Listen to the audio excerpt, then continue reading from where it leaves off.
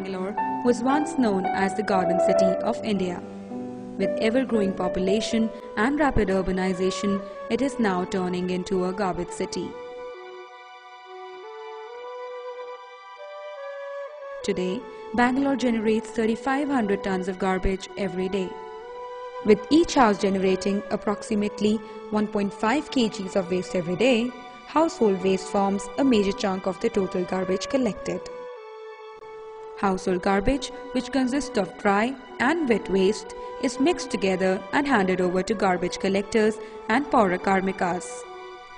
Garbage is transferred to the BBMP trucks, from where it is taken to the landfills. The overfilled trucks drop garbage on the road while they travel to the sites. With increased amount of garbage and some of the landfills being dysfunctional, landfills are reaching their capacity. Where to dump is the question now. In the absence of a place to dispose the garbage, residential areas, lakes, roads and even graveyards are turning into new dumping zones. It is a common sight to see garbage thrown everywhere in most of the areas in Bangalore. The waste strewn on the streets poses serious health hazards to people and animals. It is piled up and burnt, causing pollution, or left unattended, which leads to breeding of flies and rodents that feed on garbage disposed of in plastic bags, sometimes get ill and even die from accumulation of plastic film in their gut. Worst of all, open dumps attract stray dogs, which form hunting packs and attack passers-by. I can see is the same people, the tourists, rather than like if they see dustbin here, they would still eat something and throw it, you know. So if people are a little more self-disciplined, it would make a lot of difference. Let's go! Yeah! For those of you that want to know what we're all about, it's like this, y'all. Come on! This is 10% luck, 20% skill, 15% concentrated power of will, 5% pleasure, 50% pain, 100% reason to remember the name. The ancient country of India is marred by a very modern problem. Every day, thousands of tons of plastic waste is dumped onto the nation's streets. In towns and villages across the country, discarded plastic bottles, packing material and bags clog up lakes, ditches and the stomachs of wandering cows. If you take the entire state of Karnataka, actually it would be about 300 tons of plastics per day. And this plastic garbage is here to stay. It takes decades for it to break down. When it does, a toxic cocktail of chemicals is released into the environment. Even the sacred river Ganges is a toxic soup of industrial chemicals and decaying plastic garbage. But there could be one simple solution: put the plastic waste into new roads. In Bangalore, 1,500 kilometres of plastic roads have already been laid using 5,000 tonnes of waste. Bangalore is a very big city, metropolitan city, which generates around 5,000 tons of municipal solid waste. And say that is about 2% of it is about 100 tons of waste plastics is generated every day. Fortunately, attitudes toward waste are changing in India. At this apartment complex, 2 residents have started their own recycling scheme. The plastic is sorted into different types, then bagged up for collection. The plastic is weighed and the apartment residents receive 6 rupees a kilo. And it's not just apartment residents who are making money from garbage.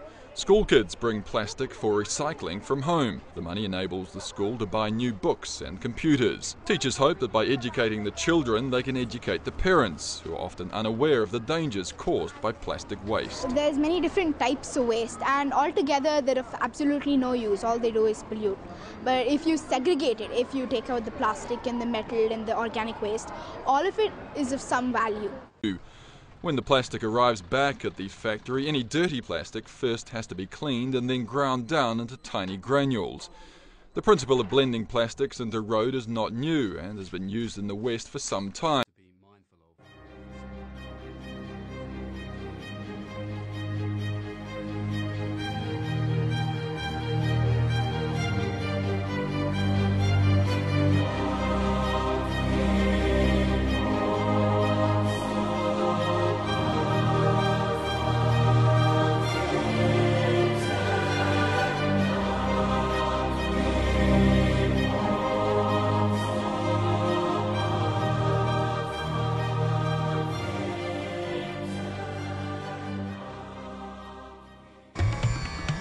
Kerala, one of India's most popular holiday destinations.